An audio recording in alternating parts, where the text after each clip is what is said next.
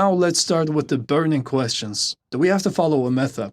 Well, technically no. The Quran and Sunnah doesn't command us to follow a specific madhab. Having said that, scholars with their extensive knowledge of the Quran and Hadith can derive conclusions independently. As for a layman, this will be a straightforward explanation, and that includes everyone watching right now. Anyone who doesn't speak Arabic or not have deep understanding in the grammar and linguistics of the language, or not well versed in the Quran and Sunnah, understanding authentic narrations, their context, and the reliability of narrators, who aren't highly knowledgeable in usul al-fiqh, ijma', qiyas, maqasid, adala, fiqh al-waqi, then they're not qualified to extract rules from the Quran and Sunnah. They lack knowledge, so everyone should know their place. Allah says in the Quran, "Ask the people of knowledge if you do not know," emphasizing the importance of seeking knowledge from trusted individuals when we lack the understanding ourselves. So following an imam in this case, who is far knowledgeable in Islam, is better for a layman, even recommended, to learn his or her religion. What if the Imam's judgment is incorrect on a matter? Should we still follow him or follow the Quran and Sunnah? Definitely we follow the Quran and Sunnah. Imams aren't higher than the revelations. We already have an example from two of Imam Abu Hanifa's students, who were Abu Yusuf and Al-Shaybani, who several times disagreed with Abu Hanifa's opinions and instead followed what they deemed more reliable. They were able to do that due to their scholarly qualification in Islam. That's not to say the layman can do the same. Adding to this point, Prophet Muhammad peace be upon him says in the Hadith, when the judge gives a decision, having tried his best to decide correctly and is right, there are two rewards for him. And if he gave a judgment after having tried his best to arrive at a correct decision, but erred, there is one reward for him. Meaning the judgment of a scholar is always on the plus if he tried his best to come to the right conclusion. On the other hand, in a hadith, Prophet Muhammad peace be upon him says, if anyone is given a legal decision ignorantly, the sin rests on the one who gave it. Can we pick recipes from each imam, mix it together, and eat it, since all their rulings are valid? The answer is the same as before. It depends on a person's level of knowledge. If it's based on evidence of choosing between the rulings of imams, then it is permissible. You might cook something good. But for many lay people who aren't scholars, they can't choose what seems more logical or feels right to them, because it isn't based on evidence. This means they're following their desires rather than proof, which the outcome turns to a bad cook.